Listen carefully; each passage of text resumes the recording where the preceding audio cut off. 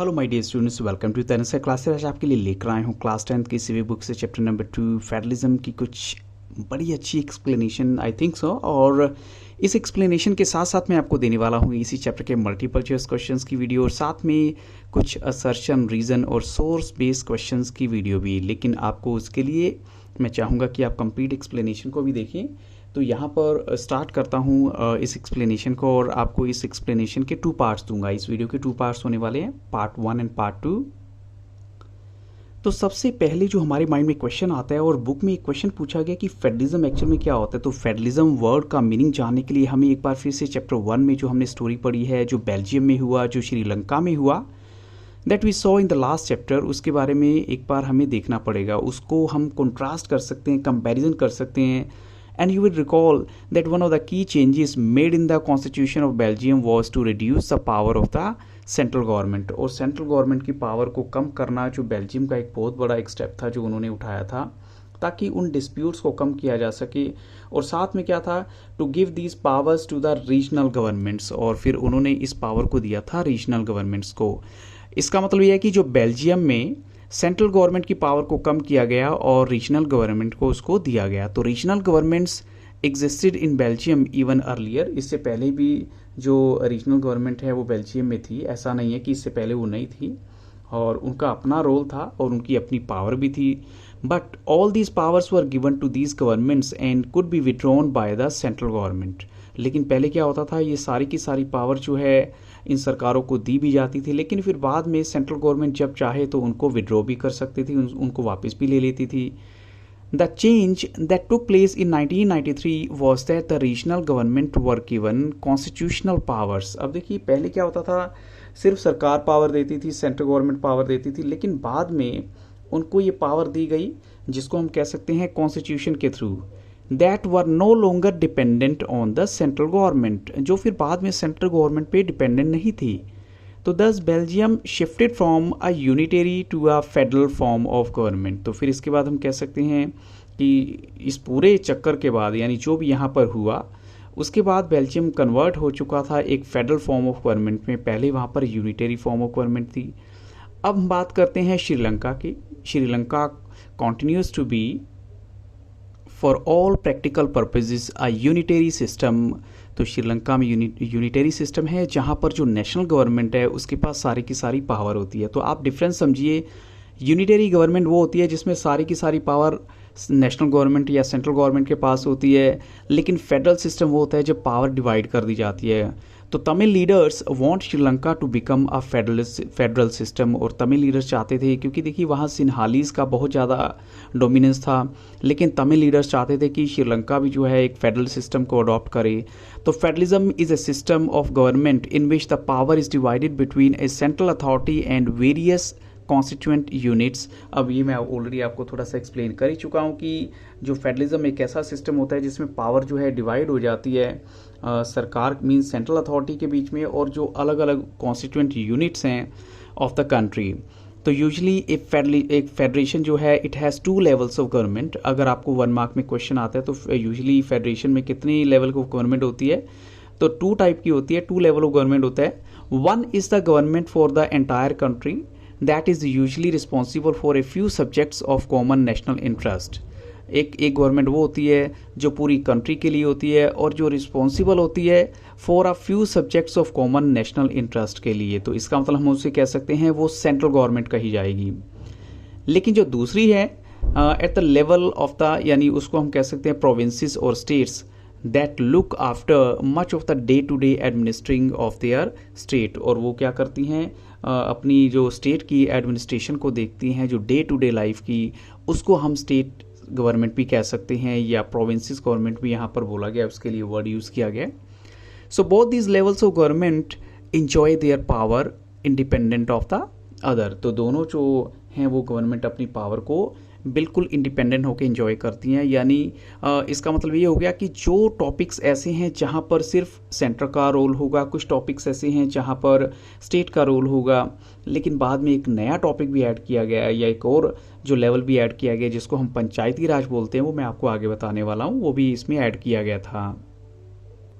आप एक बार इस मैप को ज़रा ध्यान से देखिए। रशिया हो जाता है, उसके बाद Germany, Belgium, Switzerland, Spain, Bosnia and Herzegovina, और इधर से पाकिस्तान, इंडिया, और ये कुछ और मैप में आप देखिए नाइजीरिया, इथियोपिया और इवन साउथ अफ्रीका, और इधर से अगर देखें Australia.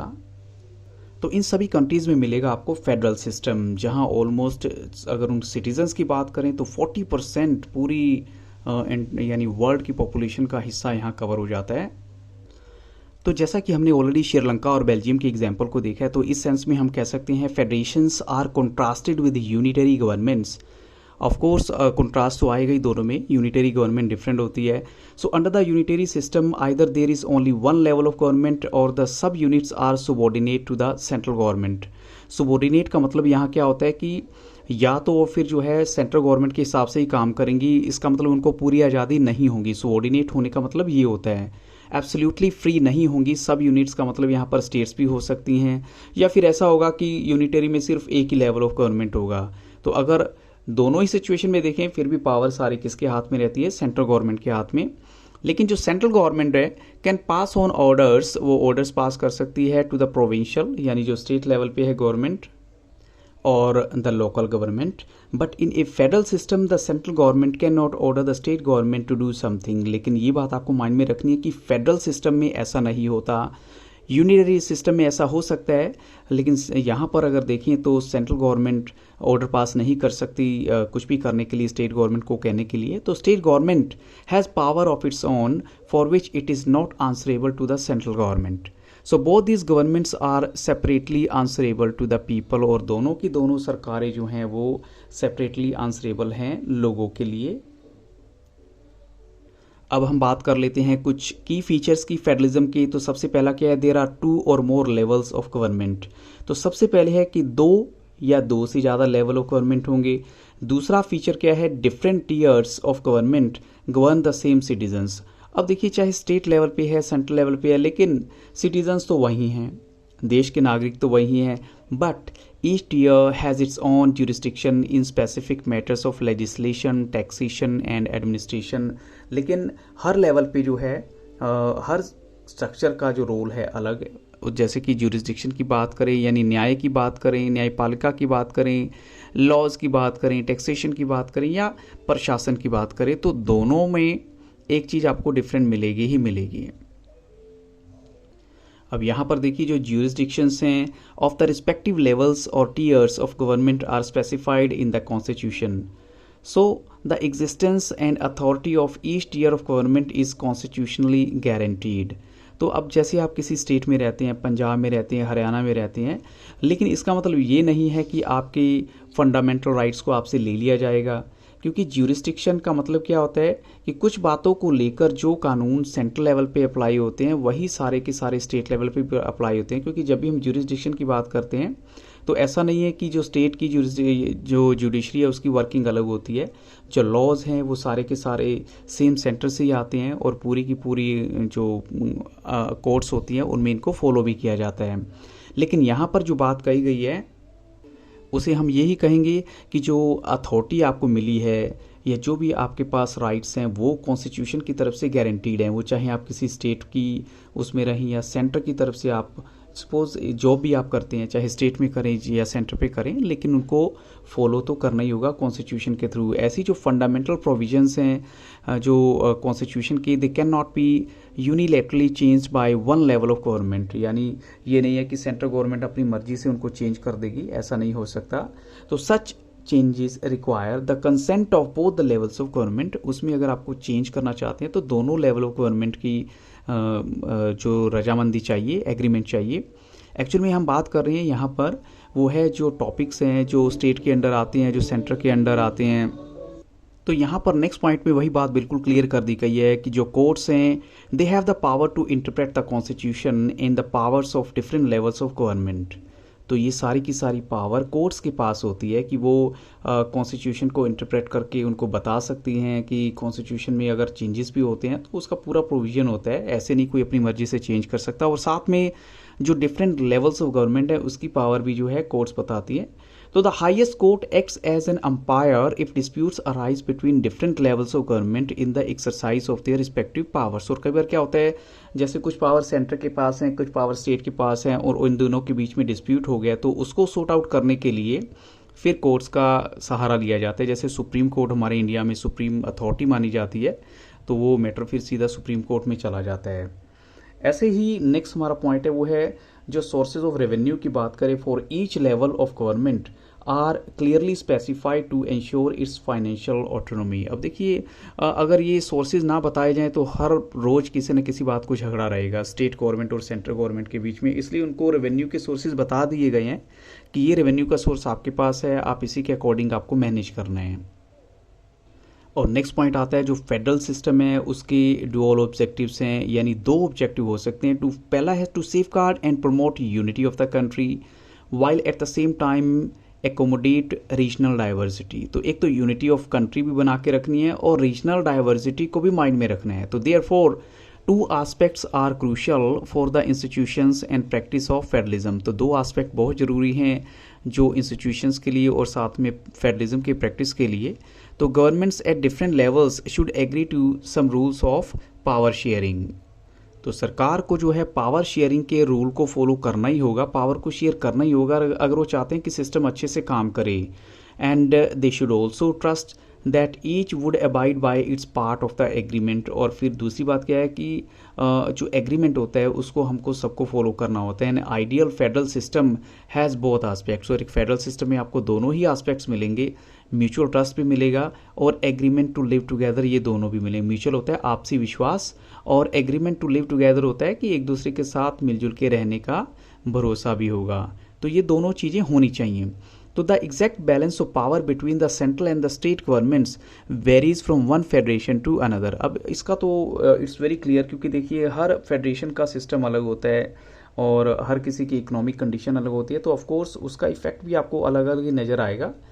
And this balance depends mainly on the historical context in which the federation was formed। और इसका सबसे बड़ा रीज़न है कि जिस हिस्टोरिकल कंडीशन से निकल के हम या कोई भी फेडरेशन बनी है, जैसे इंडिया का अगर हम देखें इंडिया की हिस्ट्री कैसी रही है तो और कंट्री की हिस्ट्री कैसी रही है, डिपेंड्स ऑन ऑल दैट। तो there are two kinds of routes through which federations have been formed. अब दो तरह के रूट हैं जिनमें से फेडरेशन की फॉर्मेशन हुई है। The first route involves independent states coming together on their own. अब यहाँ पर एक तो हम कह सकते हैं कि independent states coming together on their own to form a bigger unit so that by pooling sovereignty and retaining identity they can increase their security.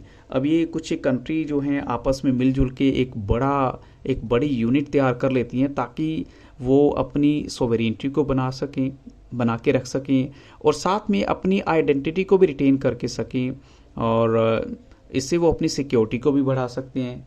तो this type of coming together federations include the USA, Switzerland and Australia. तो ये आपको federation कहाँ मिलेगी? USA, Switzerland और Australia में, जहाँ पर बड़ी सारी जो स्टेट्स हैं वो आपस में मिलजुल के एक दूसरे के साथ काम करती हैं। तो इसको हमने जो नाम दिया है वो है coming together federations. Coming together federations का नाम बोला गया।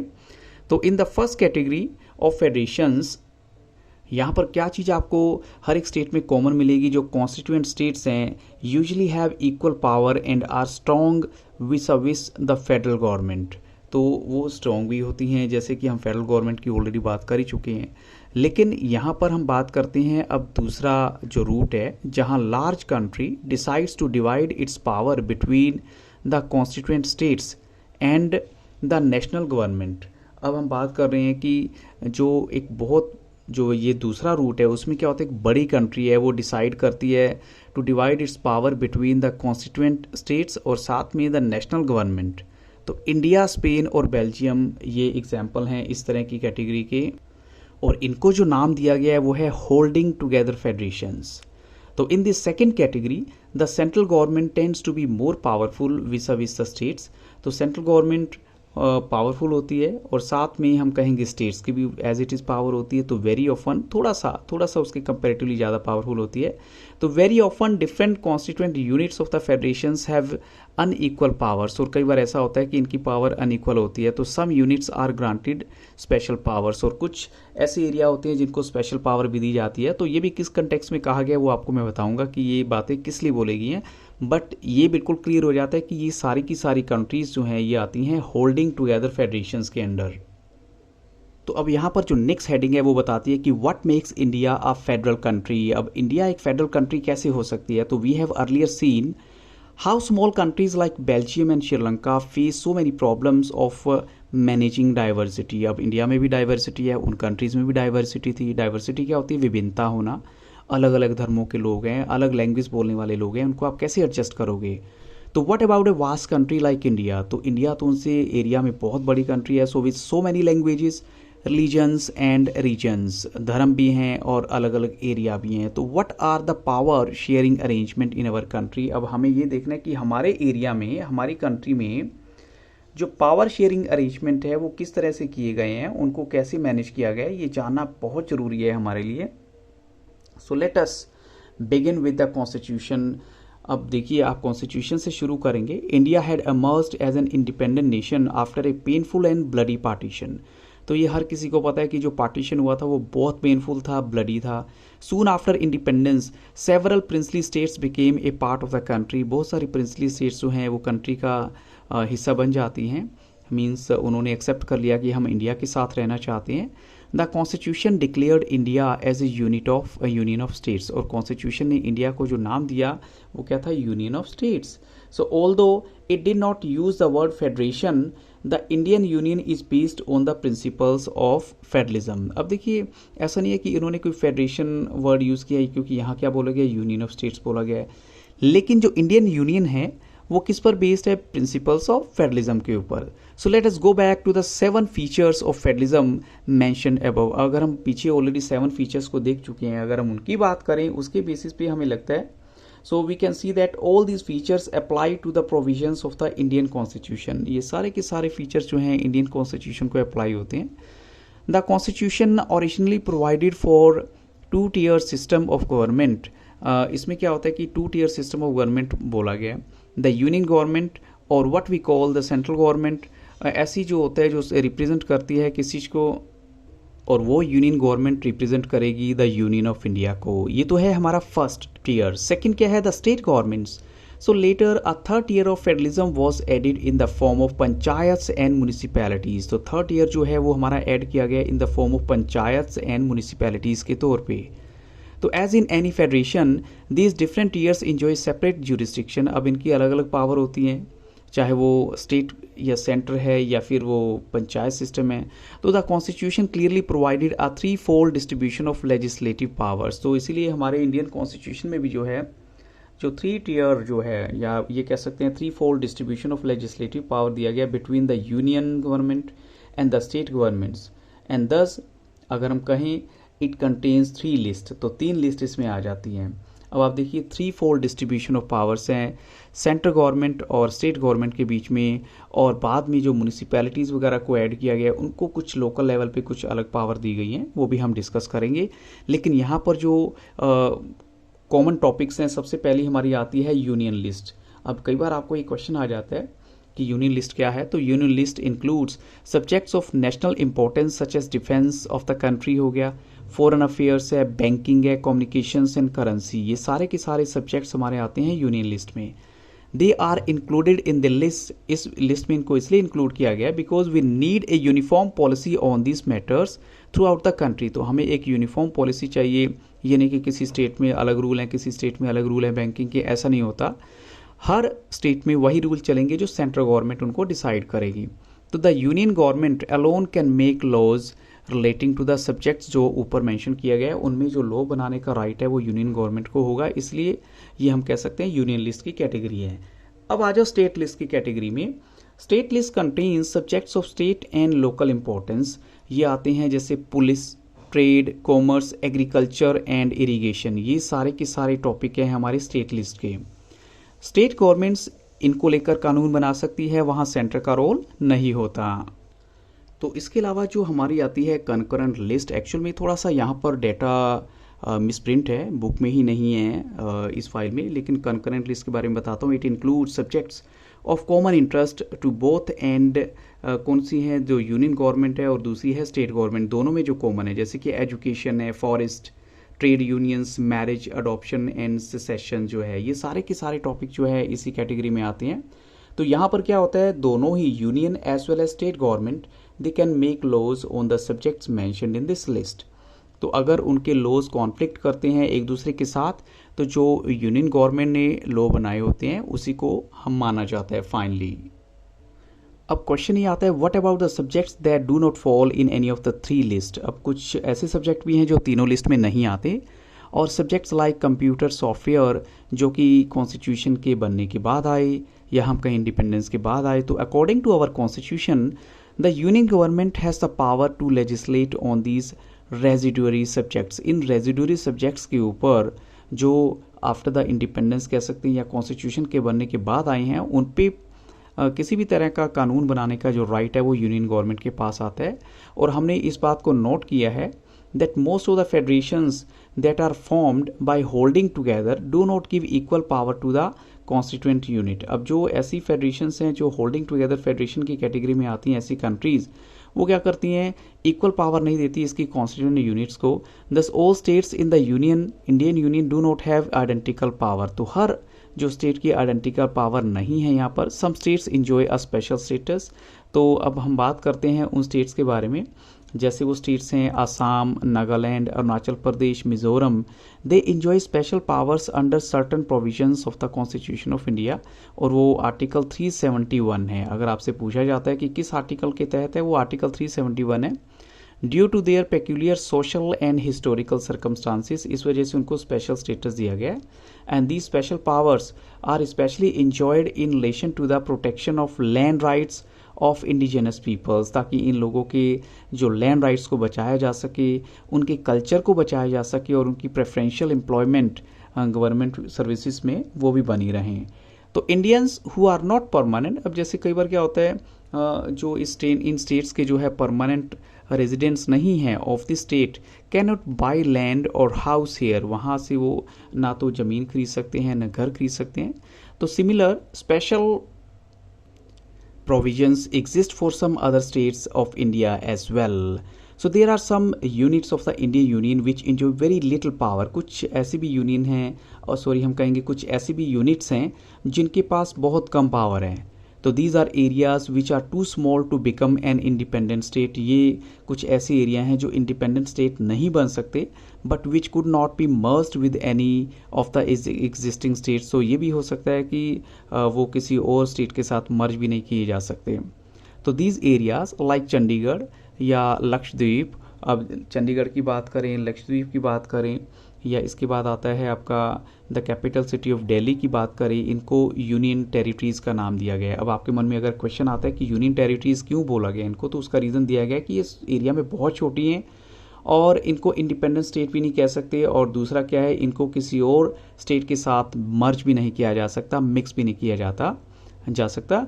तो these territories do not have the powers of a state, the central government has special powers in running this areas. तो इनके पास जो है ना स्पेशल पावर जो सेंट्रल गवर्नमेंट के पास है इनको चलाने के लिए, और इनके पास अपनी ज़्यादा पावर नहीं है एक स्टेट की तरह। And the sharing of power between the union government and the state government is basic to the structure of the constitution.